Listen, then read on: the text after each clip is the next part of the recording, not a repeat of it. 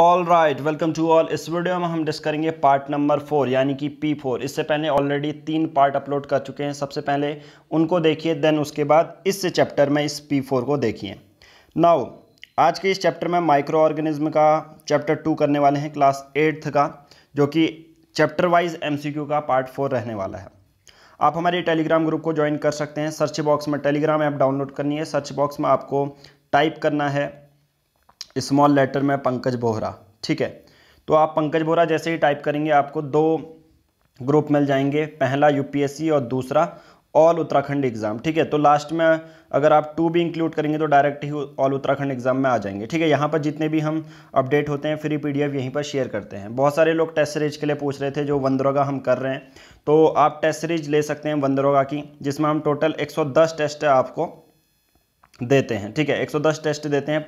6000 से ज़्यादा क्वेश्चन है, हिंदी और इंग्लिश दोनों में ही होंगे। जो हम ये वीडियो सीरीज करते हैं उन सब टेस्ट आपको मिलने वाले हैं। बहुत सिंपल सा पेमेंट प्रोसीजर है। गूगल पे, फ़ोन पे करना है इस नंबर पे। जो पेमेंट आप करोगे स्क्रीनशॉट भेजनी है सेम नंबर व्हाट्सएप में, फिर हम आपको टेलीग्राम में PDF सेंड करेंगे। 399 रुपीज़ की आपको ये सब मिल जाएगा। बाकी बैंक अकाउंट में भी आप दे सकते हैं, उसके लिए आपको कॉन्टैक्ट करना है इसी नंबर पर व्हाट्सएप में। ओके, नाउ स्टार्ट करते हैं आज का डिस्कशन। तो जैसा ये पार्ट सीरीज चल रही है, तो सबसे पहले इस वीडियो को लाइक करिए ज़्यादा से ज़्यादा नंबर्स में, ताकि हम और ज़्यादा आपके लिए डेली के बेसिस पे 2-3 वीडियो अपलोड कर सकें, ठीक है। क्योंकि यहाँ पर हम आपको सिर्फ आंसर नहीं बताते बल्कि डिटेल्ड एक्सप्लेनेशन आपको देते हैं। ओके, नाउ फर्स्ट क्वेश्चन है, और ये एक तरह से आपका ऑनलाइन टेस्ट चल रहा है, ठीक है। हर एक चैप्टर का हम करेंगे, हर जितने भी चैप्टर से क्वेश्चन बन सकते हैं पॉसिबल, वो आपको यहाँ पर करवाए जाते हैं। ऑनलाइन टेस्ट कैसे है, आपको क्वेश्चन पढ़ना है, फिर उसके बाद वीडियो को पॉज कर लेना है, फिर उसके बाद अपना आंसर देना है। ओके, नाउ सबसे पहला क्वेश्चन है question number 1। Microbiology is the study of, 4 option दिए गए हैं। माइक्रोबायोलॉजी का अध्ययन है useful product prepared from microbes, part of living organism, living organism का कुछ अंग, माइक्रोब्स या disease cause by micro organism. तो माइक्रोबायोलॉजी नाम से लग रहा है ना, माइक्रोबायोलॉजी। तो आंसर क्या होगा, जिसके बारे में माइक्रोब्स, माइक्रोबायोलॉजी मतलब छोटे छोटे ऑर्गेनिज्म के बारे में जहाँ डिस्कस करते हैं, तो उत्तर क्या हो जाएगा, C, माइक्रोब्स। माइक्रोब्स की अगर बारे में बात करें तो माइक्रोबायोलॉजी कहते ही इसको है कि जहाँ पर हम छोटे छोटे स्मॉल ऑर्गेनिज्म के बारे में डिस्कस करते हैं, जो even with the naked eye से भी हमें देखने को नहीं मिलते हैं, ठीक है। नेकेड आई से भी देखते नहीं बनते हैं वो। जैसे एग्जाम्पल की अगर बात करें, बैक्टीरिया, आर्किया, वायरसेस, फंजाई, ठीक है, प्रायोन्स, प्रोटोजोआ, ये सब चीज़ें हमें कलेक्टिवली इन सबको माइक्रोब्स ही कहते हैं। कोई कहेगा बैक्टीरिया, एल्गी, वायरस, फंजाई ये सब हैं, तो इनको कलेक्टिवली क्या कहेंगे। तो एक और क्वेश्चन यहाँ से आपका प्रिपेयर हो जाता है, माइक्रोब्स, इनको क्या बोला जाता है, microbes. Okay, now question number 2। What did Leeuwenhoek observe in drop of pond water. जब ल्यूवेनहॉक देख रहे थे, रिसर्च कर रहे थे, तो उन्होंने पॉन्ड वाटर में ऐसा क्या देखा। वायरस देखे, लिविंग ऑर्गेनिज्म देखे, माइक्रो ऑर्गेनिज्म देखे, फंजाई या डेड कॉर्क सेल देखी। ल्यूवेनहॉक ने तालाब के पानी की एक बूंद में क्या देखा, ठीक है। ये 4 ऑप्शन हिंदी माध्यम के लिए। ओके, पहला तो आंसर क्या हो जाएगा इसका, B, यानी कि लिविंग माइक्रो ऑर्गेनिज्म देखे।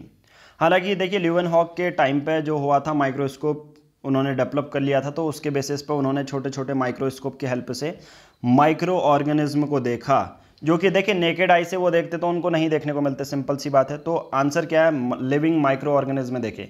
यहाँ पर ये नहीं बता रहा हूँ कि लिविंग ऑर्गेनिज्म नहीं देखे, ये बोल रहा हूँ कि लिविंग माइक्रो ऑर्गेनिज्म देखे। छोटे छोटे जो ऑर्गेनिज्म होते हैं उनको उन्होंने पता लगाया। Okay, now move to the next question.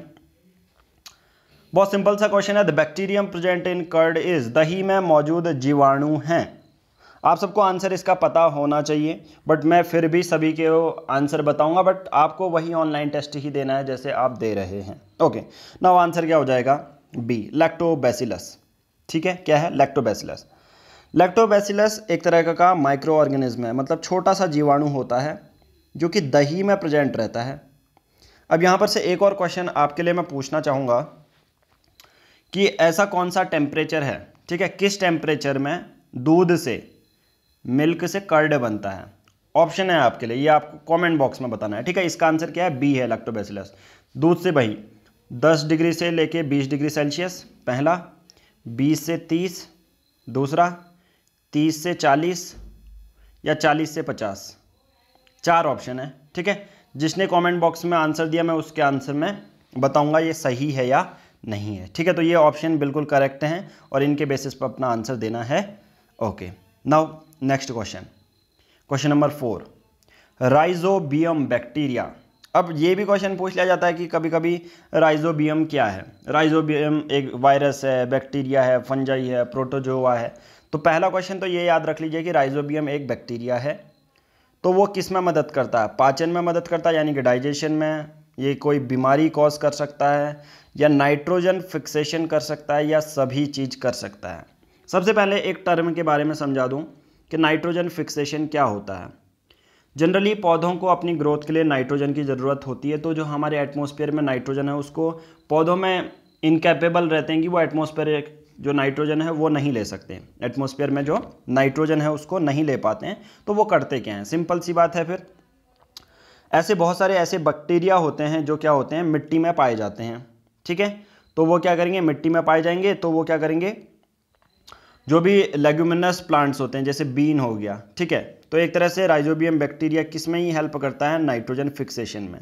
Nitrogen fixation का मतलब प्लांट जो होता है डायरेक्ट नहीं लेते हैं, बट उसको जो बहुत सारे ऐसे बैक्टीरिया प्रेजेंट रहते हैं उसमें लेग्यूमिनस प्लांट को हेल्प करते हैं। अब ये होता क्या है, जो ये बैक्टीरिया होते हैं, देखो बहुत सिंपल सा मैं स्टेप बताता हूँ। ये मिट्टी है मान के चलो, इस पर बैक्टीरिया हैं। कौन से बैक्टीरिया हैं? राइजोबियम बैक्टीरिया हैं। अब यहाँ पर कोई लेगुमिनस प्लांट है, लेगुमिनस प्लांट ही करता है नाइट्रोजन फिक्सेशन। अब लेगुमिनस प्लांट है, कहीं और तो उगा नहीं होगा ना, मिट्टी में उगा होगा, नीचे बैक्टीरिया होंगे, बैक्टीरिया मिट्टी के साथ जुड़ जाएंगे और फिर बैक्टीरिया जड़ों के साथ जुड़ जाएंगे। अब जड़ों पर जैसे ही ये जुड़ते हैं तो ये नोड्यूल्स प्रोड्यूस करते हैं, नोड्यूल्स। ठीक है, अब जो ये नोड्यूल्स होते हैं वो एटमॉस्फेरिक नाइट्रोजन को किस पर कन्वर्ट कर देते हैं, अमोनिया में। ठीक है, जो कि फिर प्लांट अपनी ग्रोथ के लिए, डेवलपमेंट के लिए यूज़ करता है। नाउ आपके लिए ये क्वेश्चन है कि ग्रोथ जो अमोनिया है उसका फॉर्मूला क्या होता है। ठीक है, अमोनिया का फॉर्मूला क्या होता है आपको आंसर देना है। Okay, now move to the next question.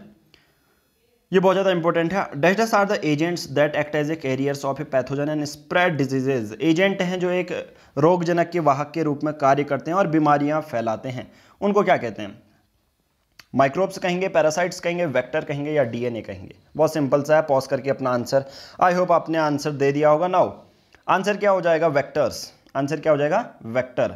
तो ऐसे एनिमल या इंसेक्ट जो बीमारियों को ले जाते हैं एक पर्सन से दूसरे पर्सन तक। जैसे एक को बीमारी है, 2 पर्सन है मान के चलो, ए और बी, एक को बीमारी है दूसरे को ले जाते हैं, तो इनके बीच में इंटरमीडिएट का काम कौन करता है, ये एजेंट कौन होता है, उसे वेक्टर कहते हैं। Example mosquito. मॉस्किटो एक वेक्टर की तरह काम करता है जो कि एक पर्सन से बीमारी दूसरे पर्सन में फैलाता है। तो उसको हम कहेंगे एक इंटरमीडिएट, या हम कहेंगे vector. Okay, now next question है, बहुत सिंपल सा क्वेश्चन है। यहाँ पर क्वेश्चन है, which one of the following is not a method of food preservation. बहुत अच्छा सा क्वेश्चन है। इनमें से कौन सी ऐसी मेथड नहीं है जिससे कि हम खाने को बचा सकते हैं? सॉल्टिंग करना, ड्राइंग करना, बॉइलिंग करना, या पिकलिंग करना। पिकलिंग आई थिंक सब लोगों को पता होगा। जैसे घर में अचार बनाते हैं तो क्या करा, आम जो है कच्चे आम लिए, कच्चे आम को छिला, धूप में थोड़ा सा सुखाया, और क्या करते हैं एक डब्बे पे क्या कर लेते हैं, बहुत ज़्यादा ऑयल डाल दिया और उस पर सॉल्ट डाल दिया, फिर उसके बाद सभी को पूरा चोक कर देते हैं, पूरा उसमें डुबा देते हैं। तो पिकलिंग तो एक सिंपल सी बात है, आप सबको पता है कि एक जरिया हो सकता है अपने खाने को बचाने के लिए, जो कि यस, आंसर डी ये वाला तो बिल्कुल सही है। आंसर पूछ रहा है नॉट। ठीक है, तो पिकलिंग तो हमारा सही है कि पिकलिंग से तो खाना बचाया जा सकता है। ओके, नाउ दूसरा बात कर लेते हैं। दूसरे के बारे में बात करें तो सॉल्टिंग।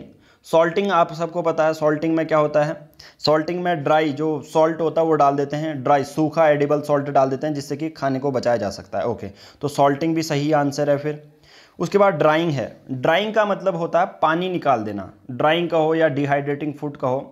इसमें क्या होता है, जो इनफ मॉइस्चर होता है ना उस खाने में, उसको हटा दिया जाता है, सो दैट जो बैक्टीरिया होता है या यीस्ट होता है या मोल्ड्स होता है वो खाने में कभी ग्रो ही नहीं कर सकते। जनरली देखो, खाना आपका तब खराब होता है जब बैक्टीरिया, यीस्ट या मोल्ड लग जाए आपके खाने में। वो तभी लगते हैं जब बहुत ज़्यादा उनको मॉइस्चर मिल जाता है। तो drying is the method to prevent the food.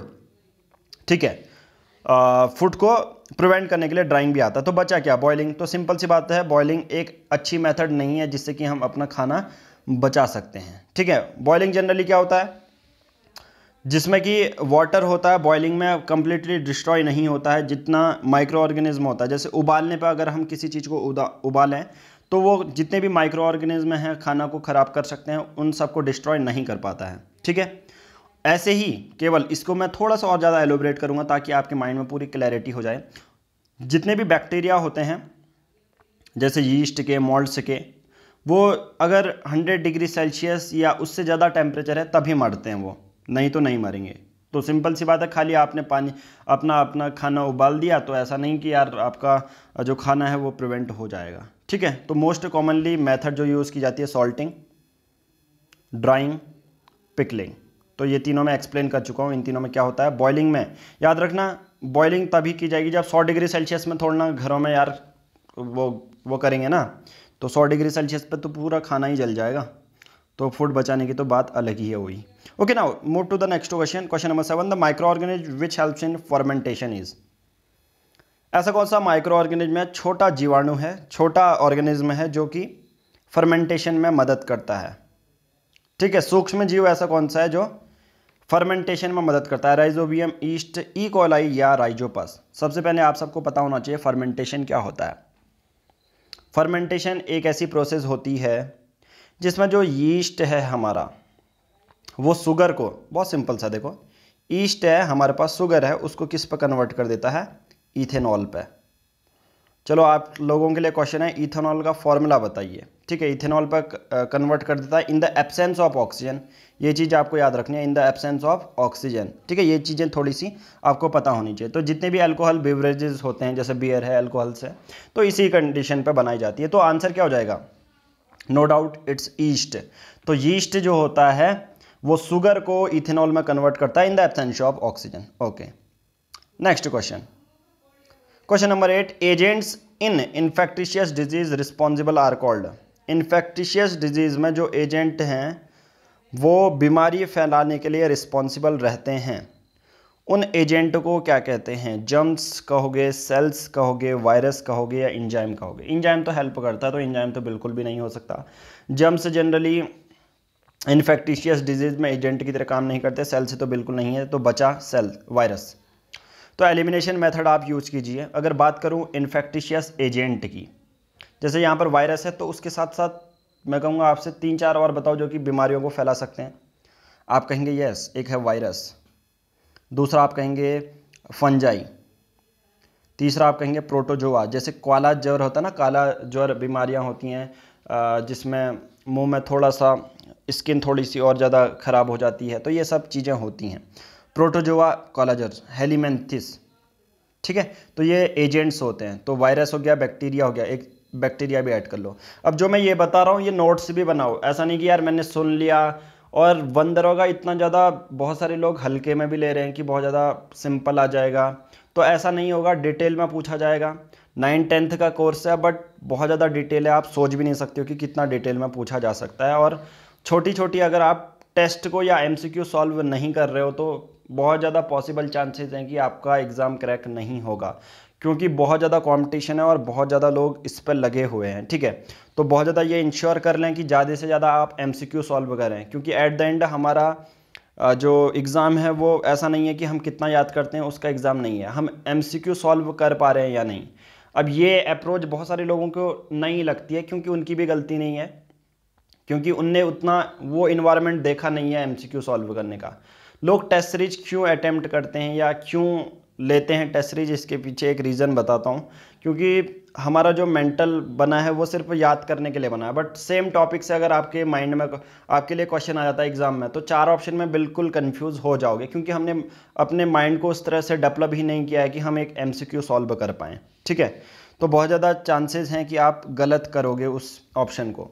तो मेरा एक सजेशन है कि जहाँ से भी MCQ मिल जाते हैं, चाहे बुक से ज़्यादा MCQ करो। ठीक है, बाकी हमारी टेस्ट सीरीज तो आपको वही देती है कि एक तरह से टारगेटेड स्टडी हमारी टेस्ट सीरीज में आपको मिल जाती है बहुत कम दाम में, कि आप एक चैप्टर करते हो, उसके बाद एक चैप्टर पढ़ लेते हो, उसके बाद उसका टेस्ट भी करते हो। देखो, तो इसी के बेसिस पे हिंदी इंग्लिश आपको अवेलेबल करवाते हैं। ओके, ज़्यादा डिस्कशन नहीं करते हैं, आंसर हो जाएगा वायरस। ओके, नाउ ये सब चीज़ें हमने देख ली हैं जो कि बीमारियां फैलाती हैं। Okay, now move to the next question. Question number है 9th है। क्वेश्चन नंबर 9 है, which two words are synonymous, ठीक है, मतलब सिमिलर है, synonyms, micro organism and pathogen, micro organism and microbe, microbe and aerobe, microbe and anaerobe. ठीक है, ये देखिए ये आपने पढ़ा है, बट क्या आप इतने ज़्यादा वो हैं कि आप इस क्वेश्चन को सॉल्व कर सकते हैं? तो ऐसे ही हर क्वेश्चन में आपको ये लगना चाहिए कि यस ये टॉपिक तो मैंने पढ़ा है बट फिर भी मेरा एमसीक्यू क्यों गलत हो गया। इसी को कहते हैं अपनी मेंटल एबिलिटी को डेवलप करना। कौन से शब्द एक दूसरे के समान है? ठीक है, तो आंसर क्या हो जाएगा? मैंने आपको स्टार्टिंग में ही बताया था और आपने एनसीईआरटी में भी पढ़ा होगा कि माइक्रो ऑर्गेनिज्म और माइक्रोब को ऐसे दो शब्द हैं जिनकी मीनिंग जनरली सेम है, यानी कि छोटे ऑर्गेनिज्म जिनको हम नेकेड आई से नहीं देख सकते। तो आंसर हो जाएगा हमारा क्या? Micro organism and microbes. Answer हो जाएगा बी।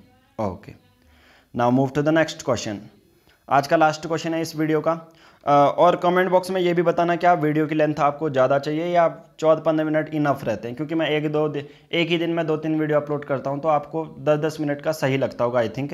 तो मुझे फिर भी सजेशन देना एंड तक। ओके, नाउ क्वेश्चन नंबर 10, ए प्लांट डिजीज कॉल्ड सिट्रस कंकर या कैंकर इज कॉज्ड बाय ए। एक पौधे की बीमारी होती है सिट्रस कैंकर, किस वजह से होती है? डायरेक्ट पूछा जा सकता है, एग्रीकल्चर वाले में आप देख सकते हैं ऐसा क्वेश्चन पूछा जा सकता है। तो आंसर है बैक्टीरिया द्वारा। तो सिट्रस कैंकर प्लांट डिजीज होती है किस वजह से? बैक्टीरिया से। ज़्यादातर ये हवा से फैलती है। ठीक है, ट्रांसमिशन, मोड ऑफ ट्रांसमिशन क्या होता है? हवा होता है, एयर होता है। तो आंसर क्या हो जाएगा हमारा? सी, बैक्टीरिया। ओके, नाउ देखिए इसी पूरे उसमें हमारा ये है आपको आंसर। ये एक टेस्ट सीरीज का पार्ट है, तो इस तरह से आपको एक टेस्ट सीरीज मिल जाती है। तो ऐसे ही आपको 5000 क्वेश्चन मिलेंगे, तो सोच लो कितना ज़्यादा आपको हेल्प करेंगे जब तक वनरोगा का पेपर नहीं होता। आप एनसीईआरटी या दूसरे बुक भी नहीं पढ़ते तो बहुत ज़्यादा हेल्प करने वाला है ये आपका जो है टेस्ट सीरीज, क्योंकि एनसीईआरटी का हर एक पॉइंट हमने उठा के दे दिया है टेस्ट सीरीज में, फिर आपको एक एक्स्ट्रा कुछ पढ़ने की ज़रूरत ही नहीं है। ओके, नाउ इस वीडियो को एंड करते हैं। पार्ट 4 से पहले पार्ट 3 देख लीजिए और ज़्यादा से ज़्यादा इन वीडियो सीरीज को सपोर्ट कीजिए, तभी हम आगे की जो सीरीज हैं वो आपके लिए बनाएंगे। धन्यवाद।